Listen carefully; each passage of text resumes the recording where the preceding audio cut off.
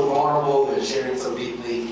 Guys, that takes a lot of courage to stand up in front of an audience and talk about such deep, painful moments in your life. And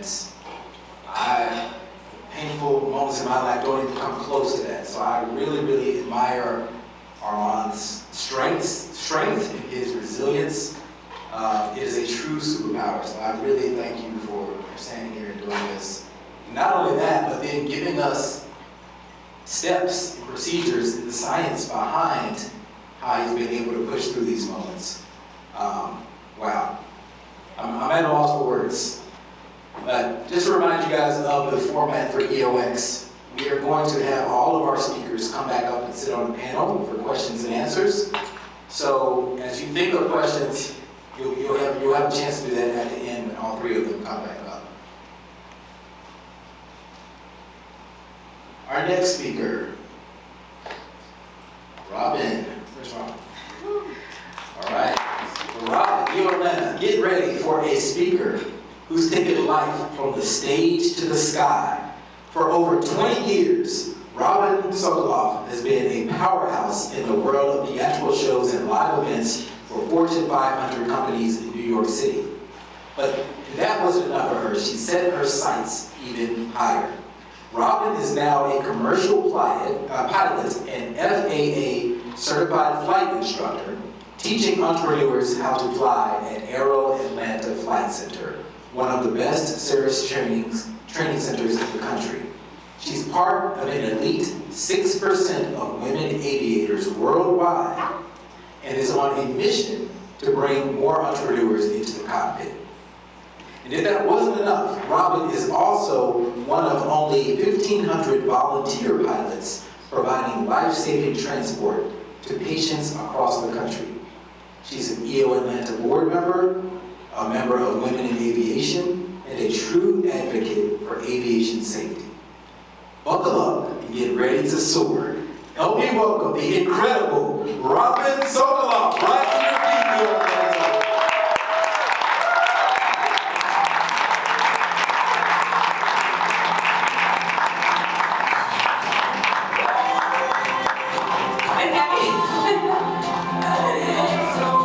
Give it up for Ethan, y'all.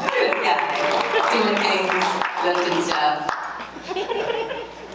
That's good.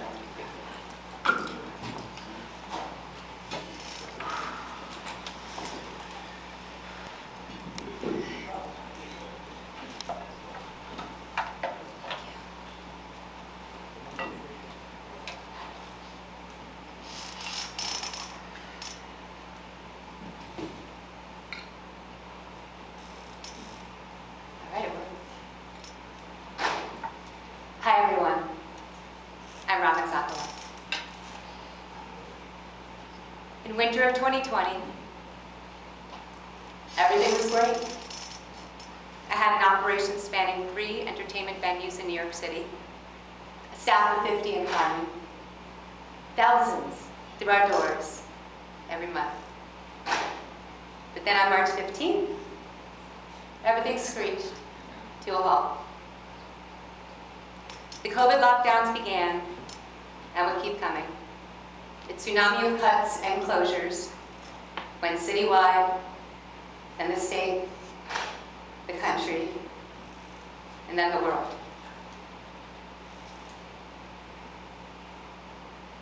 That's me, having one last glass of wine, absolutely crushed, as the mayor lets me know that I will probably never see these beautiful stages I had built it up again. We were all reduced to essential, non-essential, not yet sick, baby dying. The shock of all of us going under all at once, while being cooped up alone to bear it, was unfathomable. Like many during that time, I would learn what it was like to lose nearly everyone and everything I had believed in. Everything I had done, gone in a flash. Taken under by something I could not reason with, could not see, smell, talk to, taste, Nothing. It won't last long, they said. You just gotta hold on, they said. You'll get through it. Just stick to who you are. Just stick to what you know. For 2 years I fought. Fought to no end. When the city sputtered back to reopen-ish years later, it's like all the king's horses and all the king's men couldn't put our broken lives, businesses, and dreams back together again. Nothing was the same. I wasn't the same. I felt disposable, invisible, and I felt lost. Which is when I realized, maybe, in adversity, clinging to who you are and what you know isn't what's best. Maybe the best way out of adversity isn't through. Maybe the best way out of adversity is to do something new.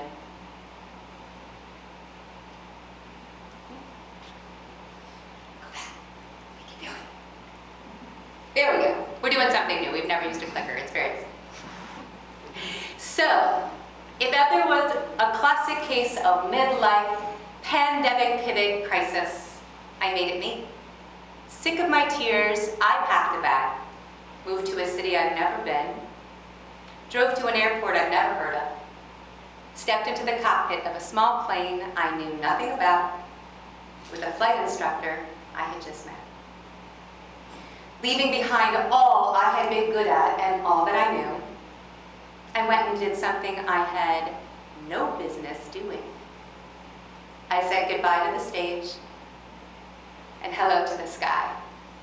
I became a pilot at 42. Was this easy? Well, let's talk about what we think of when we think of a pilot. I had spent a life in a city that does not sleep, not sleeping. Not crunching hard math, never sitting for long periods, avoiding waking up early at all costs. And like most New Yorkers, I had an interesting relationship with time. Great for being an entrepreneur. Not really what most of us hope for in a pilot. More importantly, I had never seen a woman come out of a cockpit. Never once in 40 years. So pretty much everything I was about to do here was screaming, this probably isn't for you. Which is why I'm glad I didn't listen. And I chose to do something new. The instant my wheels left the ground, something in me reignited. Like I had just flipped on a whole new switch and the plot points of my life illuminated a different path. Truth is, from the time I was 9, I've always wanted to be in the sky. There wasn't a ladder, truss, rooftop, skyscraper, mountaintop I wouldn't climb, or a trampoline I wouldn't bounce off of just to see how high I could go. No space movie I wouldn't sneak into after bedtime, character in Star Trek I didn't want to be. I knew the name of every star, every planet, every cloud, weather pattern and storm. Man, I'd stay up for hours, eyes peeled, just looking for a lone airplane making its track across the night sky. My gosh, I've been trying to get out of the ground my whole life. And what if COVID is all it took? Losing everything I had been and letting go of everything about me I thought I knew, so that I could finally spread real wings and soar. In that first flight lesson, there in the cockpit, hand on the throttle, eyes trained on the horizon, sunrise blazing across, I let the world fall away beneath us, and I felt free. Free for the first time in a long time, and free to let go of, and maybe even laugh at, how upset I'd been about all I had just lost. With each foot of altitude gained, I felt years pain and heartache give way. Something in me was dying, and something new was begging to take root. Which is how I realized that maybe the only way to climb higher was to let go of my idea of me. One lesson became more lessons. One landing became more landings. Whew. One rating became 6. 1 hour of flying became over 1,000 hours in 2 years and counting. Much to my surprise, I found the will to change, and I changed quickly. I woke up early. I got everywhere early. I sat still for hours. I studied. I crunched the maths. I studied some more. I flew some more.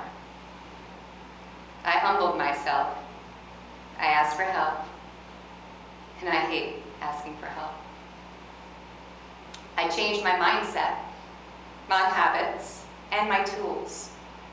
I mean, I did everything I didn't think I'd be any good at, and I made it mine. Flying helped me fall back in love with myself and fall back in love with the world, which it turns out is still mostly empty, not so complicated, borderless, and very beautiful. When I landed my first airplane in 2022, I became more than my mother's, grandmother's, great-great-grandmother's wildest dreams, and mine. I fly through air I cannot breathe, on science I cannot see, and I move at speeds no creature was designed to. Which makes me wonder if we could all let go of our idea of us. Is there anything we can't do?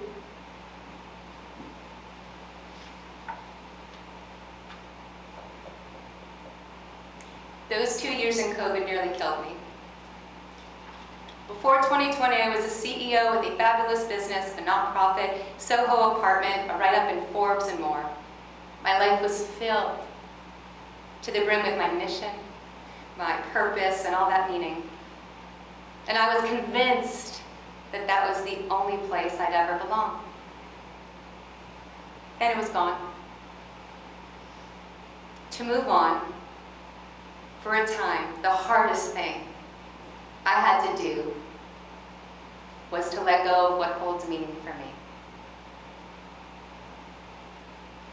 In a crisis, natural, man-made, or both, calls for getting back to normal can feel rushed. They feel forced, and they feel really unfair. Grief has no timetable, and loss, no expiration date. I couldn't move on back then, not until I let go of normal, and let go of what normally had no meaning for me. Only one place I could ever belong. Whew. Change is strange.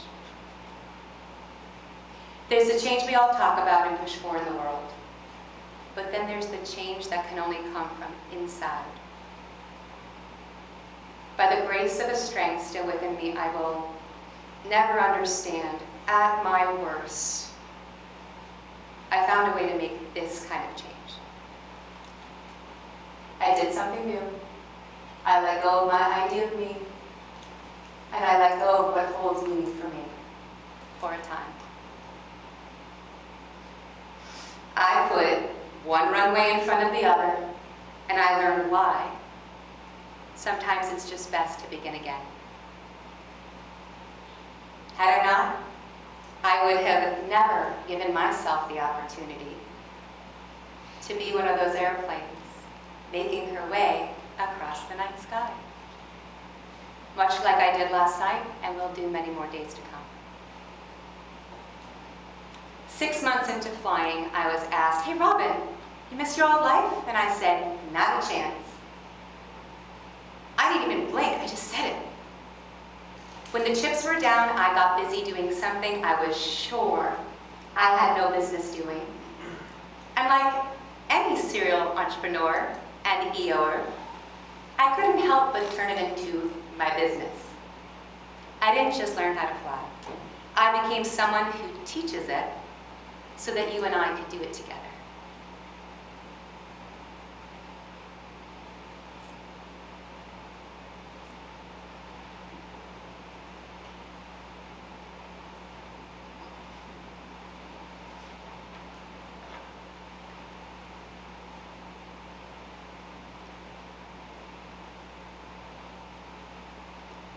Which makes me wonder,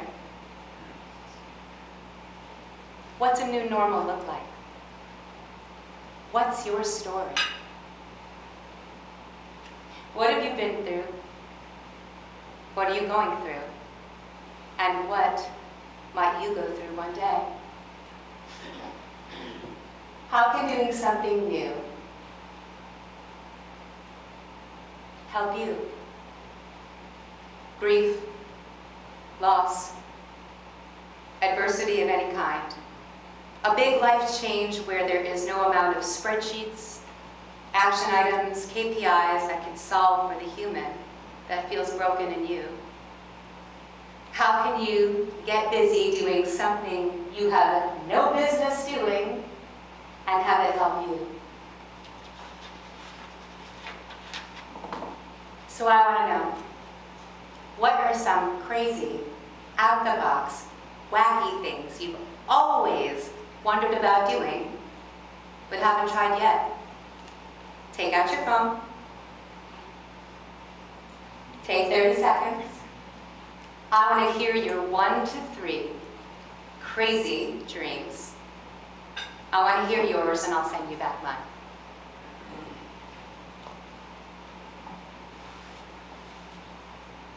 Who's first? Look at me.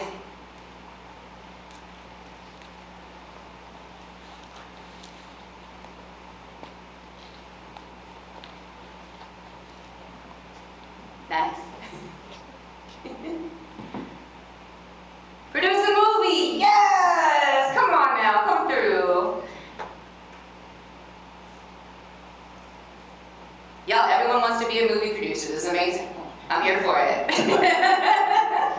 Sail around the world, learn to ski, play the trumpet at an open mic night. Y'all, these are amazing. So good. Keep them covered. Dance on television. Okay, MTV grind, let's go. So friends, is the sky the limit? To change the course of my life, I had to change me. If I can leave you with anything today, I hope it's this. It is 16 miles from the ocean floor to our highest mountaintop.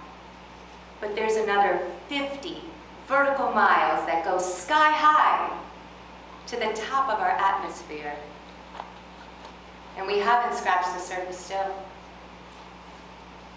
Are you borderless? Full of possibilities? Learning to fly taught me that the sky is not the limit. The only limit in my life, all along, was who else I imagined I could be. Thank you. Yes, beautiful.